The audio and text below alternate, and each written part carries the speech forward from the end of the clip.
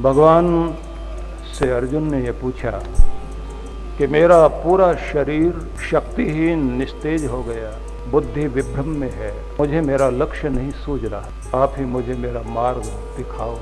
ये एक ऐसे हृदय की पुकार है जो शिष्य का हृदय है। भटके हुए संसार में जन्मों से भ्रमित मुझ जीव का उद्धार कैसे हो, हे परम गुरु मुझे मार्ग दिखाओ।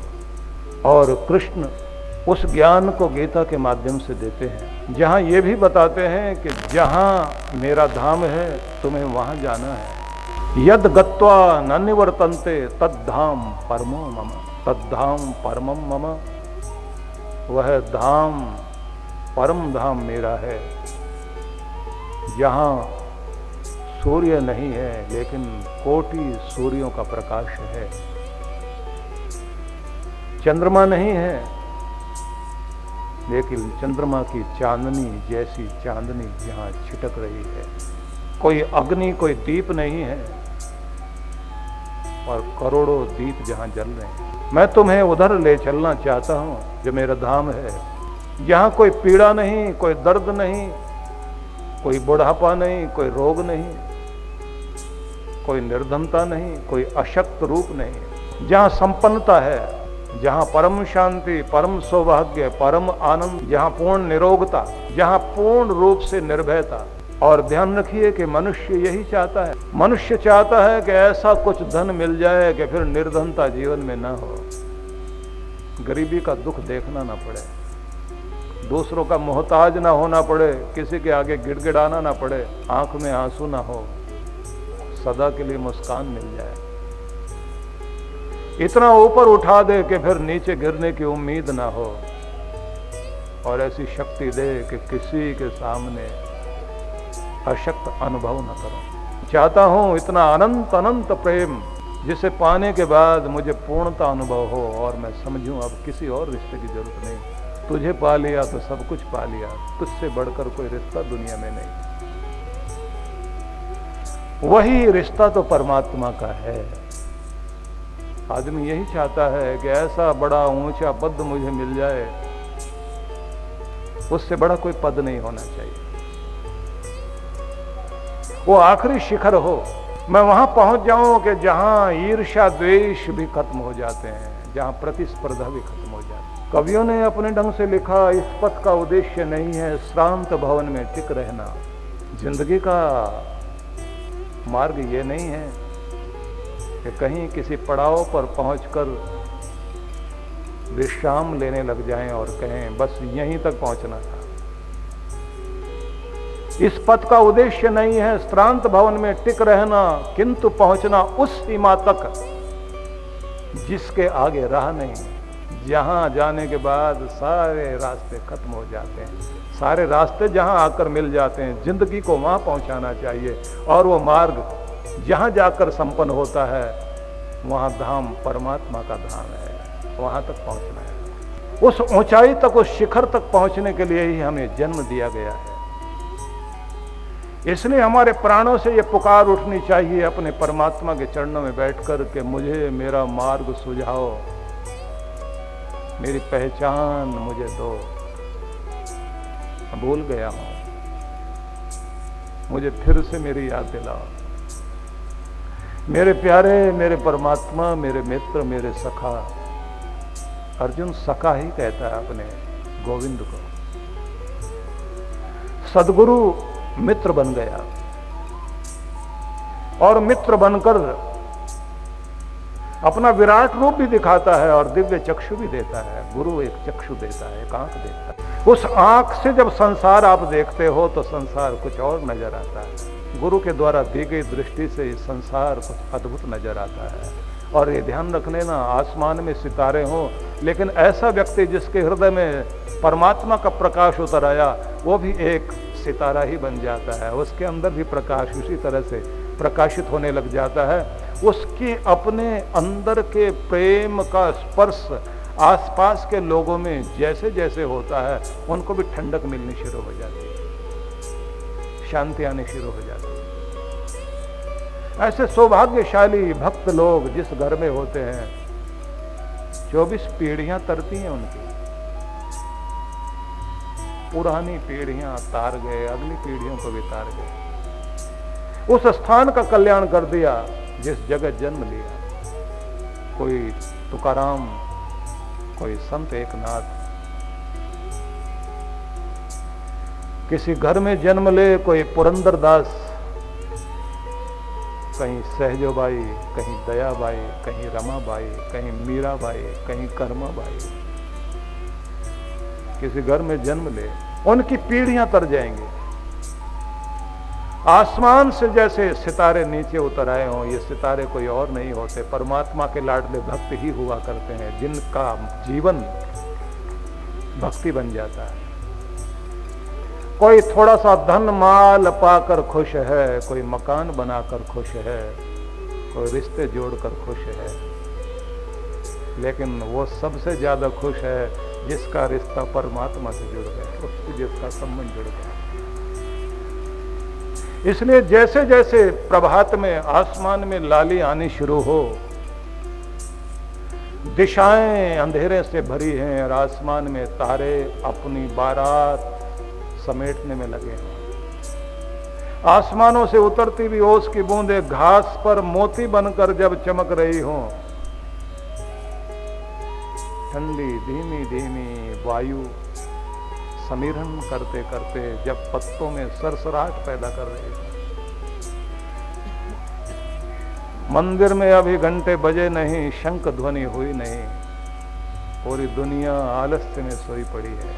पूरब दिशा के माथे पर एक लाली मां का तिलक उभरा है और कोई परमात्मा का लाडला परमात्मा के प्यार में विवल होकर अपना स्नान आदि करने के बाद आसन और माला संभालता है और जिह्वा पर नाम बसाते बसाते वो जिह्वा पर उतरा हुआ नाम धीरे धीरे प्राणों में उतरता है, प्राणों से मन में, मन से बुद्धि में, बुद्धि से चित्त में, चित्त से आत्मा में, और धीरे धीरे अंतर में अनुभव करता है।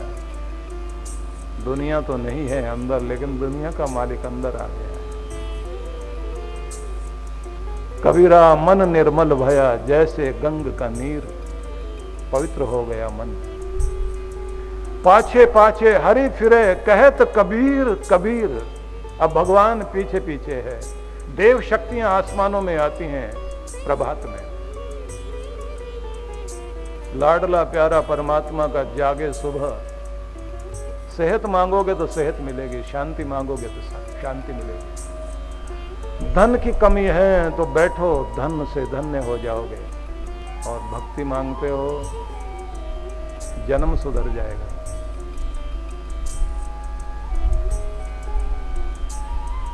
मीरा ने ऐसे ही तो बोला था, औरों का पिया परदेश बसत है, लिख लिख भेजे पाती, मेरा पिया हृदय में बसे है।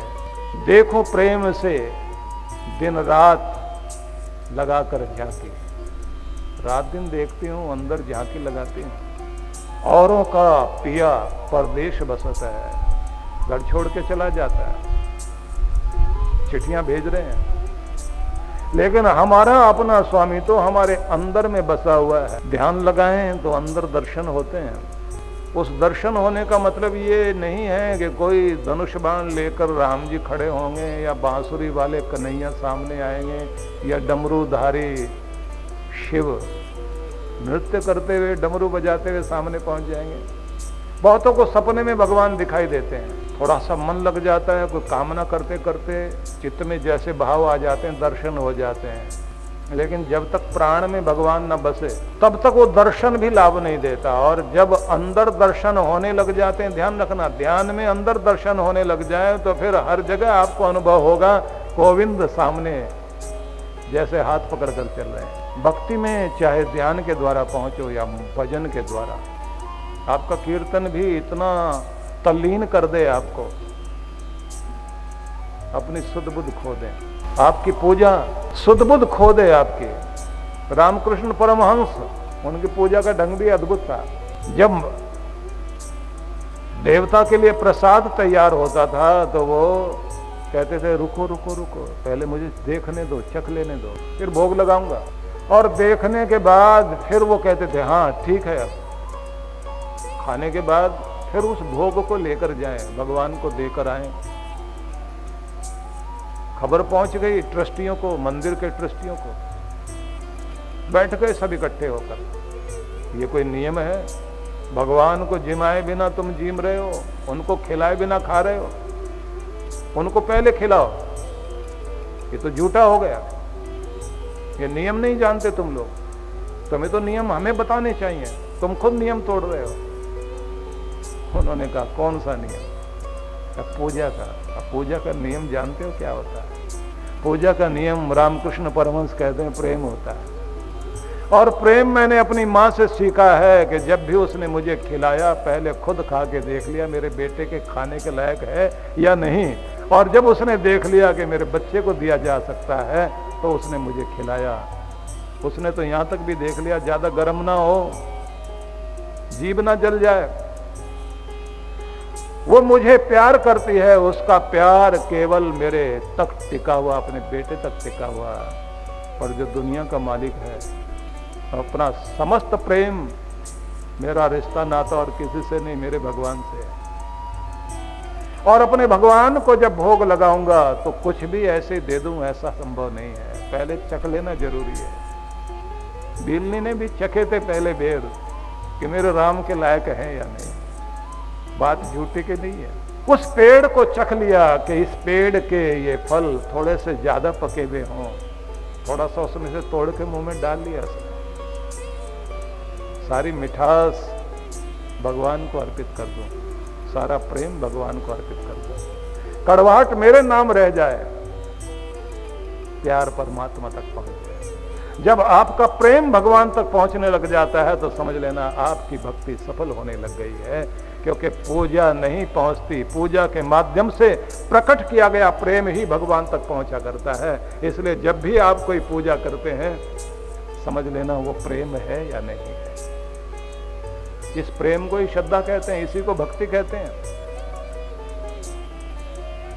जब तक आपकी पूजा प्रेम न बन जाए, फूल भी अर्पित करोगे, उस फूल में भी महसूस होना चाहिए अनंत प्रेम।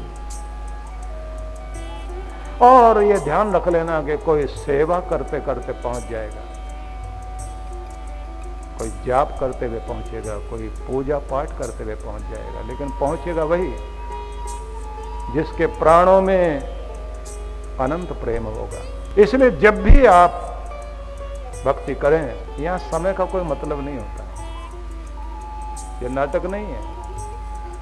यहां घड़ी देख करके आप पूजा कर रहे हैं ऐसा नहीं है। वो 2 मिनट में भी हो सकता है और हो सकता है 200 मिनट में भी ना काम बने।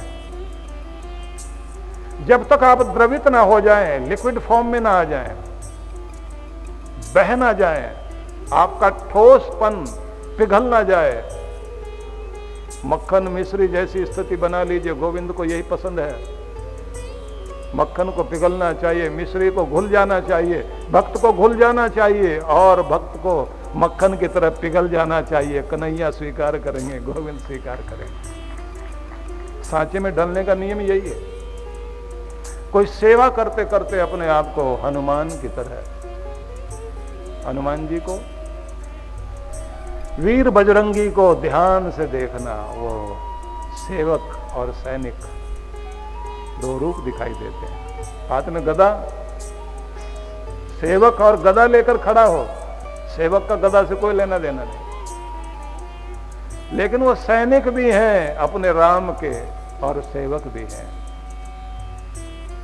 सेवक हैं जो इतने अद्भुत सेवा ढूंढते हैं, सेवा मिल जाए तो फिर कुछ भी जतन करना पड़े पूरा करके आते हैं। इसलिए हनुमान जी अद्भुत हैं, उनकी सेवा की योजना भी अद्भुत है। काम दिया गया कि सीता जी की का पता लगाकर आओ, लंका में है भी या नहीं। और पूरी कहानी को ना समझ के आप सिर्फ इतना समझ लीजिए कि हनुमान जी लंका में गए। कहानी में यह भी आता है कि बहुत सारी बाधाएं, कहानियां तो आप रोज सुनते हो, बड़ा चस्का लेके सुनाई जाती हैं, बीच बीच में जय बुलवाई जाती है, वो तो सब आपको याद है। पर कहानी की वो रहस्यमयता वो आप तक पहुंचाना चाहता हूं। दर्शाया गया है कि बहुत सारी विघ्न बाधाएं हैं, सामने सूरसा खड़ी है, मुंह फैलाकर संसार के विषय भोग का रूप लेकर के सूरसा खड़ी है। संसार के पदार्थ बड़े, इतना मुंह फैलाए, इच्छा इतना मुंह फैलाए खड़ी रहती है, एक पूरी करो और मुंह फैल जाता है। हनुमान जी ने भी अपना आकार बड़ा किया। जितनी बड़ी इच्छा उतनी बड़ी शक्ति पैदा कर ली अपनी। जितना सूरसा मुंह फैला है उतना ही हनुमान जी आकार बढ़ाएं। और सार में बात समझ लीजिए, हनुमान जी ने देखा कि ऐसे नहीं जीता जा सकता, इस प्रतिस्पर्धा से बाहर निकलना है। एक इच्छा पूरी हो गई, दूसरी को जन्म दे जाएगी, तीसरी को जन्म दे जाएगी, इच्छाएं बढ़ती रहेंगी। इच्छा का खिलौना कभी नहीं टूटता, याद रखना। तमन्नाओं में उलझाया गया हूं, खिलौने दे के बहलाया गया हूं। ये खिलौने पकड़ा दिए इच्छा के भगवान ने, सारी जिंदगी इससे खेल रहे हैं हम। बच्चे खिलौनों से खेलते हैं, हम इच्छाओं को पूरा करने में लगे हुए हैं। झुकाना नहीं जानते, छोटा नहीं करना जानते। हनुमान जी ने अपने आप को छोटा किया, सूरसा के मुख से पार हुए। दिखाया गया कि बुद्धिमत्ता होनी चाहिए, कहाँ झुकना है, कहाँ तनना है, कहाँ झुकाना है और कहाँ झुकना है, कहाँ मानना है और कहाँ मनाना है, कहाँ दबाना है, कहाँ दब जाना है, कहाँ एडजस्ट करना और कहाँ एडजस्ट कराना है। ये याद रख लेना। कुछ लोगों को एडजस्ट करना तो आता है, तालमेल मिलाना तो आता है, पर दूसरों से तालमेल मिलाने के लिए मजबूर करना नहीं आता।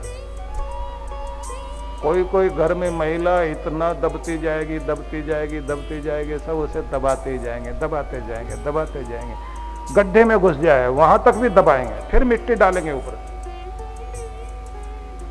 झुको और झुकाओ भी सही, मिलो मिलाओ, मानो और मनवाओ, दोनों चीजें आनी चाहिए। याद रख लीजिए, अपनी बात मनवाना भी आना चाहिए और दूसरे की बात मानना भी आना चाहिए, मिलना भी आना चाहिए, मिलाना भी आना चाहिए। हनुमान जी ने कर दिया वही सब काम। जहां झुकना चाहिए झुक गए, जहां छोटा बनना चाहिए था छोटा बने। उनको लगा कि समय खराब नहीं करना, पार हुए और आगे बढ़ जाते हैं जल्दी जल्दी में। अब जो मैं समझाना चाहता हूं, जो विषय था, हनुमान जी गए, उनका प्रबंधन, उनका मैनेजमेंट अद्भुत, कम खर्च लगे।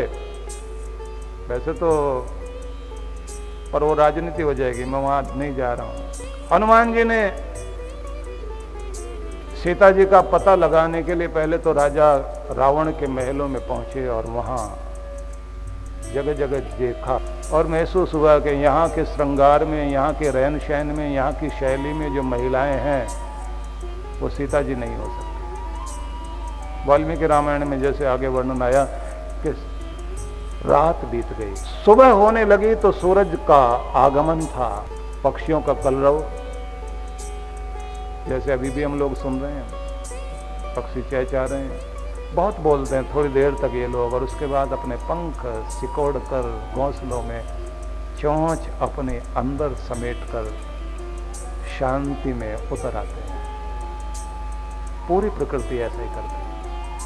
और सूरज जैसे ही आता है तो सबके अंदर फूल खिलने लग जाते हैं, पत्तियां फैलने लग जाती हैं, तालाब में लहरें देखने लग जाते हैं हम लोग, और किसी झील में एकाएक खिला हुआ कमल उसकी शोभा बनकर शोभान्वित होने लग जाता है, पूरा वातावरण बदल जाता है। सूरज आया है तो पलने में पड़ा हुआ बच्चा भी अपने पांव चलाने लग जाता है, साइकिलिंग शुरू, एक्सरसाइज शुरू, जागृति आ जाती है।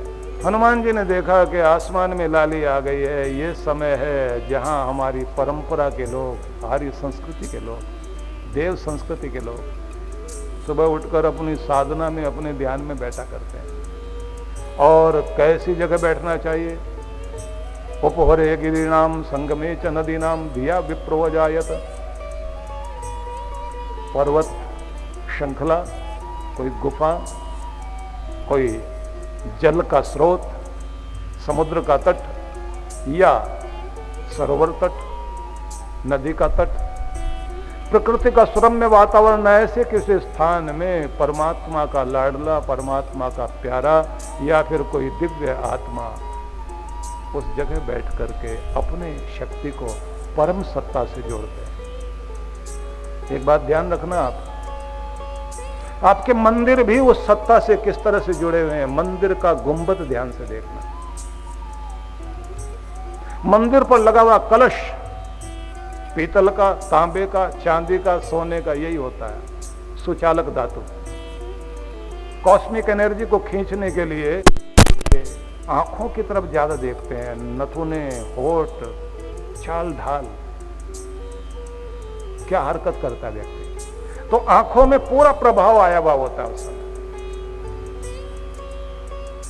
तो जब देवता की आंखों की तरफ देखता हुआ व्यक्ति ध्यान करता है, पूजा करता है, पाठ करता है, तो संबंध बन रहा है मूर्ति से, पर मूर्ति में आती हुई ऊर्जा और मूर्ति में जो ऊर्जा आ रही है, जहां से आ रही है, उस पर ब्रह्म परमेश्वर से आपका सीधा संबंध जुड़ता है। और जब आपकी भक्ति में इतनी ऊंचाई आ जाए कि मूर्ति का पत्थर गायब हो जाए और साक्षात भगवान नजर आने लग जाए, तो समझ लेना चाहिए अब आपकी भक्ति में रंग लगना शुरू हुआ। और तब मजा ये होगा, कभी कभी तो आप आंख में आंसू भर के बोलने लग जाते, नाराज मत होना, गलती हो गई, माफ कर देना ना भगवान, अब नहीं करूंगा। दोनों कानों को हाथ लगाता है आदमी। और कभी आपको लगता है कि आज मेरे साथ मेरे भगवान भी हंस रहे हैं। और कभी तो ये भी अनुभव होगा कि जैसे सिर पर हाथ रख दिया हो आकर। देखने में लगता है कि ये भावुकता है, पर भावुकता नहीं, ये प्रेम है जो आपको परम से जोड़ता है। हनुमान जी गए नदी के किनारे एक चलते चलते, और उन्होंने एक सुंदर वाटिका में एक पेड़ के नीचे एक दिव्य आभा को, दिव्य मूर्ति को, एक महिला को देखा और अनुभव किया कि ये सीता जी हो सकती। और उसके बाद आंखें बंद की और जो छवि अपने मन में बसाई थी उस छवि के साथ मेल बैठाया, तो अनुभव हुआ सीता जी यही है। अब सेवा देखिए। उसके बाद की कहानी में यह आता है कि हनुमान जी ने वहां अपना प्रभाव दिखाने के लिए दुष्टों को कपाने का काम किया कि जिससे उनका डर इनके मन से निकले। रावण की लंका में भी आग लगाई, रावण को भी डरा दिया और पूरी लंका के अंदर एक खलबली पैदा करके ये समझा दिया कि अभी तो एक आया है, अगर सारे आ गए तो क्या होगा। ये सब दर्शाने के बाद, सीता जी को भी विश्वास दिलाने के बाद, अब एक काम बाकी था। सीता जी का पता लग गया, अपना डर भी दिखा दिया गया, इनकी शक्ति भी आंक ली गई, इनकी कमजोरियां भी देख ली गई। अब एक काम बाकी है, मेरे राम को सफलता कैसे मिले। कोई अंदर का आदमी भी मिलना चाहिए, उसी से तो बात बनेगी। तो ढूंढ लिया कि सारी लंका में एक ही सीता जी की निशानी लेकर आए। तो उनकी टीम, जो उनका दल था, जो समुद्र किनारे बैठा हुआ था, उसको साथ लिया और कहा भाई हम लोग सफल हो गए, तुम लोग साथ चलो। और राम जी के पास जाकर कहते हैं हमारे दल के द्वारा, मतलब मेरी टीम के द्वारा कार्य संपन्न हो गया, सीता जी का पता लगाकर हम लोग आ गए। बस विनम्रता से हाथ जोड़ के खड़े हो गए। ये नहीं कहा कि ये सब निकम्मे यहीं बैठे रह गए, साथ कोई गया नहीं, मुझे आगे कर दिया राक्षसों के और मैं ही अकेला सब करके आया हूं। हनुमान जी ने ये नहीं किया, अपनी टीम को सम्मान दिया। करे खुद और अपनी टीम को सम्मान दे, उसकी टीम उसके लिए मरने मिटने को तैयार रहती है। हनुमान जी को जोड़ना आता है, सबको मान देना आता है, मिठास बांट दी, कड़वाहट पी ली। ये मैनेजमेंट है। सबको जोड़ के रखना, घर को जोड़ के रखना आसान बात नहीं है। और उसके बाद धीरे धीरे धीरे धीरे जैसे राम जी को पता लगा हनुमान क्या है, मुंह से निकल गया तुम मम प्रिय भरत संभाई। हालांकि मेरा विषय रामायण की कथा करना नहीं है, रामायण की कथा के लिए अलग तरह के व्यक्तित्व हैं, लेकिन मैं आपको बता रहा हूं कि सैनिक भी और सेवक भी, प्रबंधक भी, हनुमान जी क्या है, ज्ञानी नाम अग्रगण्यम, ज्ञानियों में अग्रणी, बहुत समझदार, बहुत बुद्धिमान। पर सेवक को देखकर लगता नहीं ये बहुत बुद्धिमान होगा, क्योंकि सेवा वाली जगह खड़ा हुआ, जहां ड्यूटी लगा दी वहीं खड़ा है। लेकिन सच्ची सेवा करने वाला कोई व्यक्ति हो तो यह ध्यान रखना, समाधि किसी की लगा करती है, पर सेवा तो सब कोई कर लेता है। पर सेवा को अगर कोई भक्ति बना ले तो हनुमान जी की तरह उसकी भक्ति सफल हो जाती है। जैसे राम जी ने हनुमान को अपना लिया, आपको भी सेवक बनो, साधक बनो, मंत्री बनो ना बनो, भगवान के संतरी जरूर बन जाओ। कुछ लोग तो संतरी नहीं होते, संतराई होते हैं, खटास पैदा करेंगे जरूर। सार में इतना समझ लीजिए, जो अवसर मिला हो उसे खूबी से पूरा करने की कोशिश करें, आपकी भक्ति सफल हो जाएगी। इसलिए कहते हैं कि सुधरना नहीं चाहते, सुधारने को तैयार, तो भक्ति से दूर। कितने सारे लोग होते हैं सीखते नहीं, सिखाने के लिए हमेशा तैयार। और कुछ तो ऐसे होते हैं वो कहते हैं समझा तो देंगे हम लोग, बढ़िया से समझा देंगे, पहले हमें ये समझाओ कि समझाना क्या है, बढ़िया समझा देंगे हम। उनसे कोई पूछे तो मैं समझते हो, बोले हम समझे ना समझे, पर समझाना बहुत आता है हमको। बस इनसे बचो आप, जो समझे नहीं और समझाने लग जाए, जो सुधरे नहीं और सुधारने लग जाए, जो माने नहीं और मनवाने लग जाए, समस्या सारी यही है।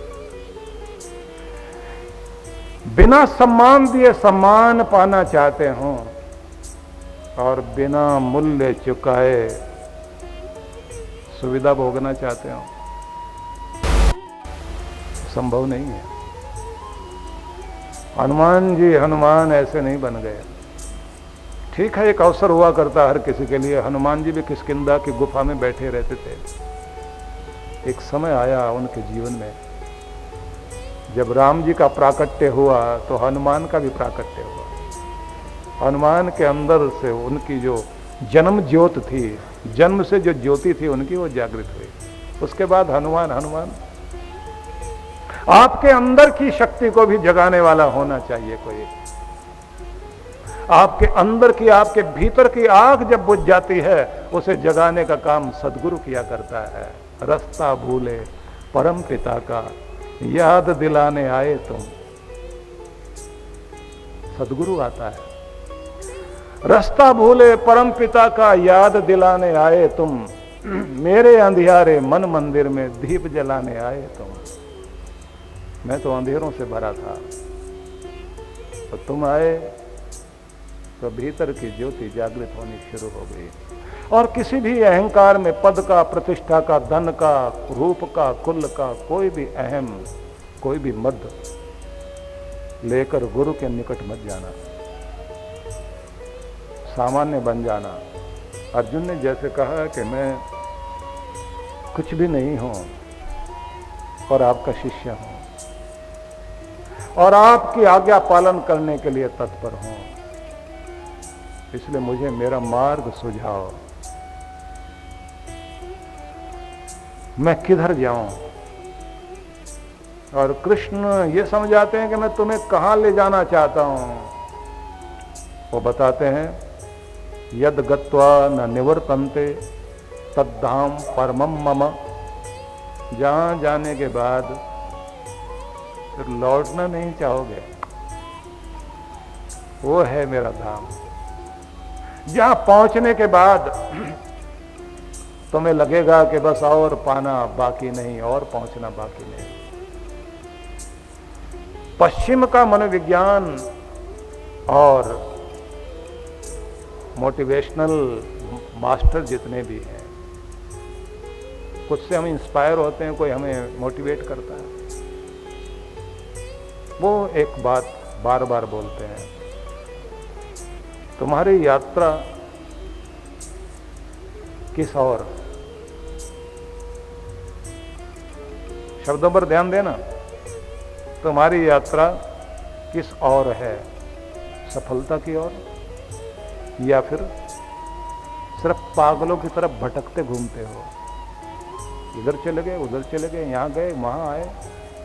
और अगर ऐसी जिंदगी पूरी कर रहे हो तो तुम जिंदगी की कीमत नहीं मानते। तुम्हारी जिंदगी की कीमत दूसरा फिर क्यों लगाएगा? खुद को आदर देना सीखिए, दुनिया आदर देगी। अपनी नजरों में अपना सम्मान बढ़ाओ, अपनी गरिमा बनाओ। इसलिए मैं भी एक बात कहा करता हूं, वे जो तुम्हें हर पल नीचा दिखाना चाहते हैं, वे लोग जो तुम्हारी आलोचना करते हैं, वे लोग जिनको तुम्हारी निंदा करने की फुर्सत है, वे लोग जो आपकी राह में बाधा हर समय डालते हैं, अगर चाहते हो कि वो दूर हो जाएं, तो पहला काम ये करो कि खुद को ऊंचा उठाना शुरू करो, खुद को योग्य बनाना शुरू करो। अपनी नजरों में पहले ऊंचा उठो और अपनी कल्पना में अपने आप को वहां बैठाओ जहां तुम बैठना चाहते हो, और फिर उसकी कोशिश करो। जिस दिन तुम्हारे अंदर ये आकर्षण पैदा हो जाएगा, उस दिन तुम्हें मान देने वाले लोग आगे आ जाएंगे और अपमान करने वाले दूर भागने शुरू हो जाएंगे। इसलिए अपने आप की गरिमा तो समझो। मैं कुछ नहीं कर सकता, मेरी किस्मत अच्छी नहीं, मेरे लोग अच्छे नहीं, मेरे मित्र अच्छे नहीं, मैं गरीब घर में पला हूँ, मेरे माँ बाप ने भी मेरा साथ नहीं दिया, और तो और पत्नी तो बिल्कुल साथ नहीं देती। मैं अम्बाला बोलता हूँ, वो पटियाला बोलती है। अब किसी किसी के साथ तो बड़ी मुसीबत होती है। घर में झगड़ा हो रहा है, पड़ोस में एक आदमी आया पति पत्नी को समझाने के लिए, बोले कभी तुम्हारा मन एक हुआ, विचार एक हुए, कभी एक रास्ते से इकट्ठे भी गए? पत्नी बोली बस हाँ एक दिन गए थे। बोले जिस दिन घर में आग लगी थी ना, एक ही रास्ते से भागे थे दोनों, पर बाकी जिंदगी एक रास्ते पर चले ही नहीं कभी। एक इधर बोल रहा है, एक उधर बोल रहा है। जो कुछ कहेगा पति पत्नी ने सीधा उल्टा कहना है। और किसी का पति ऐसा होता, पत्नी कहे तो इसको तो समझ ही नहीं है, मैं समझदार। और पत्नी जानती है कि थोड़ी देर के बाद ये चोट खाकर आएगा और मुंह फुला के बैठेगा, और उसके बाद गलती फिर भी नहीं मानेगा, दुखी होगा जरूर। लेकिन ध्यान रख लीजिए, जहां मेल नहीं है ना, सुख शांति भी नहीं, घर में बरकत नहीं पड़ेगी अगर आपके घर में कलह कलेश है। बड़ा सुंदर एक श्लोक है, भूम्या हसंती मम भूमि रीति ब्रवाणम। ये जमीन हंसती है। जब कोई ये कहता है कि मैं इस जमीन का मालिक हूं, अर्था हसंती उचित दान विहीन लुब्धम। ये धन भी हंसता है उसे देखकर। जिसने अपने धन का उपयोग नहीं किया, जोड़ जोड़ कर रख लिया तिजोरी में, देख देख कर खुश होता है। धन उसको देखकर हंसता है और कहता है मैं तेरा साथ निभाना चाहता था इस लोक से उस लोक तक, पर तुझे आया नहीं इसका प्रयोग करना, इसलिए तेरा धन ही तेरी चिंता का कारण बनेगा। और कहा अक्षा हसंति विषयेषु अधिरूढ़ चित्तम।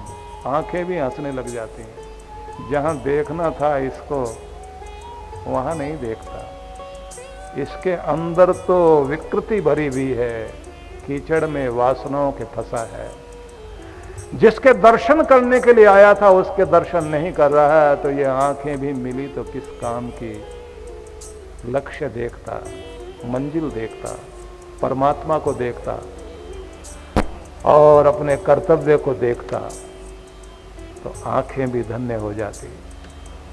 मृत्युर सत्यमृत भक्ति विहीन मूढ़म। कहते हैं मृत्यु भी हंसती है। अमर करने का, खुद को यमराज के पंजे से खुद को छुड़ाने का एक मौका तुझे मनुष्य के देह में दिया गया था, और कितना मूर्ख निकला। बार बार जन्म लेना और मरने के चक्र में फिर से फंस गया, क्योंकि तुम्हारी जिंदगी का कोई रास्ता नहीं। तुम तो एक दायरे में रोज घूमते घूमते जीवन को पूरा कर रहे हैं। मैं निवेदन करना चाहता हूँ आप सभी से, मनुष्य की देह बहुत कीमती है। इस कीमती जीवन को अगर हम और कीमती बनाना चाहते हैं तो खुद को मूल्य देना सीख जाइए, खुद का मान करना सीख जाइए। और ये रोना नहीं रोइए, मेरी गरीबी मेरी बाधक है, मेरा वक्त ठीक नहीं है, मेरा साथ देने वाले ठीक नहीं है, किस्मत काम नहीं कर रही। अगर आपके अंदर हिम्मत है और आप अपने अंदर की बुझी हुई आग को जगाने के लिए तैयार हैं और आपको बुझी हुई आग को जगाने वाला सदगुरु आपके जीवन में है और आप सदगुरु के साथ जुड़े रहते हैं, तो आपकी आग कभी बुझेगी नहीं। दुर्भाग्य कितना भी हो सौभाग्य में बदलेगा जरूर, और मुसीबतें कैसी भी हों आप उनके पार निकलोगे जरूर। इसलिए टैगोर की प्रार्थना को याद करना, जहां उन्होंने कहा था कि नहीं मांगता तुझसे, सीधे सरल पथ पर चलने के लिए मैं तो मांगता हूं ये कि टेढ़े मार्गों पर भी सरलता से चलना मुझे आ जाए, ये आशीर्वाद मुझे मिले। मैं भी ये बात कहा करता हूं कि जिम्मेदारियों का बोझ कितना भी हो, भगवान से कभी ये मत मांगना कि जिम्मेदारियां कम कर लो। प्रार्थना हमेशा यही कहना, जिम्मेदारियां जितनी बढ़ा सकता है बढ़ा, लेकिन जिम्मेदारियों को उठाने की ताकत भी मेरे कंधों में जरूर दे, कि जिससे मैं हर जिम्मेदारी निभा सकूं, तो कंधे मजबूत हो मेरे। उलझने कितनी भी हो सुलझाने की बुद्धि दे, और दुखों के बीच मुस्कुराने की शक्ति, अपनों को भी ऊपर उठा सकूं और अपने आप को भी ऊंचा उठा। अपनी मृत प्रार्थनाएं मत कीजिए। जिस कौम की मुर्दा प्रार्थनाएं हुआ करती हैं वो मुर्दा ही रह जाते हैं। अपनी प्रार्थनाओं में बल भरी। ये जो मौका मिलता है ना आपको जब यहाँ बैठने का, तो अपने मन में बोल दिया करो कि तेरी सुलगाई भी आग पर राख आ गई है, कुछ ईंधन कुछ आहुति डाल कि फिर से जागृत हो सको, प्रकाशमान हो सको। हमारी यात्रा भूलोक से शिवलोक की यात्रा है। उस यात्रा पर अगर हम अग्रसर हैं तो हमें ध्यान रखना चाहिए कि हम परमात्मा के मार्ग पर चलने के लिए इस दुनिया में हैं, और खुद को बदलने की अपनी ताकत को कभी कम करके मत आंको। लोग कहते हैं ना मैं बदल नहीं सकता, मैं अपनी आदतें नहीं सुधार सकता, जैसी आदत बन गई अब क्या करूं। लेकिन ऐसा नहीं। हम दूसरों को बदलने में समझते हैं कि बहुत आसान है, दूसरों के लिए सोचते हैं सुधरना बहुत आसान, पर यही चीज जब अपने लिए हम टटोलते हैं कहते बड़ा मुश्किल, और आखिर में कहने लग जाते हैं अब तो जैसे बनना था बन गए, अब तो आगे जाके अगले जन्म में कुछ होगा। अब नहीं संभव है। कभी आप हरियाणा पंजाब की तरफ जा रहे हो तो गाड़ी के पीछे लिखा होता है ये तो ऐसे ही चलेगी, और उनकी भाषा होती ये तो यूं ही चलेगी। मतलब ये कि ये गाड़ी तो ऐसे ही चलेगी, तुम्हारे पीछे हॉर्न बजाने से कुछ नहीं होगा। और कुछ तो सीधा ही सीधा लिख देते हैं हम नहीं सुधरेंगे, पर वो फिर भी हिम्मती हैं, लिख तो लेते हैं। बाकी तो ज्यादातर लोगों के अंदर लिखा हुआ होता है हम नहीं सुधरेंगे। हम बच्चे बोल रहे होते हैं, कोई विज्ञापन चलता है ना, सारे घर के बदल डालेंगे। अब कमाल की बात है कि सारे घर को बदलने के लिए सब तैयार, पर खुद को बदलने के लिए कोई तैयार नहीं। आज से शुरुआत होनी चाहिए, प्यार भरी शुरुआत। थोड़ी कोशिश तो करो। किसी आदत को सुधारना हो तो 3 सप्ताह लगातार वो करिए जो आप करना चाहते हैं, और जिस चीज को हटाना चाहते हैं उसके प्रति मन में वैराग्य पैदा करो, और 6 सप्ताह अभ्यास करके देखिए, पूरे बदल जाओगे आप। एक परंपरा है हमारे देश के, पूरा व्यक्ति का व्यक्तित्व बदला जा सके तो उसको कहते हैं चांद्रायण तप। 1 महीने का तप है, अद्भुत तप है वो। पूर्णमासी से पूर्णमासी तक का तप होता है। उसमें यही करना होता है कि आपके पंचभूतों की शुद्धि हो। जब आप बैठे हुए हों, साधना कर रहे हों, मैं तन नहीं हूं, शरीर नहीं, प्राण भी नहीं, मन भी नहीं हूं, मैं चित्त भी नहीं, मैं अहम तत्व भी नहीं, जिस नाम से मुझे जाना जाता है मैं ये भी नहीं हूं। मैं चैतन्य चैतन्य चैतन्य चैतन्य। और ये शरीर आवरण, ये धन साधन, यात्रा पूरी हो सके सुख से, इसके लिए दिए गए ये रिश्ते। तुम्हारी परीक्षा के लिए और तुम्हारे प्रेम को बढ़ाने के लिए दिए गए। ये संसार परीक्षण के लिए दिया गया। मैं चैतन्य हूं, इस राह पर अकेला, मेरे साथ मेरा सदगुरु, मेरा लाइफ कोच, मेरे जीवन का रक्षक, मार्गदर्शक मेरे साथ, मेरी यात्रा परम की ओर। बोल रहा है व्यक्ति, और धीरे धीरे धीरे धीरे उसके अंदर की मलिनता घट रही है, टूट रही है, टूटती जा रही है। परिणाम देखिए, लगता है पीछे जैसे न जाने कितने आवरण, कितनी मैल छूट रही है, और अंदर से आवाज आती है, कई जन्मों से बुला रही हूं, कोई तो कारण जरूर होगा, चलते चलते पहुंच न पाई, मेरी लगन का कसूर होगा, कई जन्मों से बुला रही हूं। बुलाने वाला कोई और नहीं है, पुकार रही है हमारी आत्मा, तुम ही तो मेरे मात पिता हो, तुम ही तो मेरे बंधु सखा हो, कितने रिश्ते तुम संग जोड़े, कितने रिश्ते तुम संग जोड़े, कोई तो रिश्ता जरूर होगा, कई जन्मों से बुला रही हूं। यही है आत्मा की आवाज। इस आवाज को अपने अंदर से गूंजने दीजिए, आवाज अंदर गूंजती रहे। महसूस होता है कि जहां जाने के लिए दुनिया में आए वो खबर मिलने लग गई है। इसलिए आपके जीवन में सद्गुरु का होना बहुत आवश्यक है। मार्गदर्शक चाहिए जो आपकी उंगली पकड़कर आपको चलाए।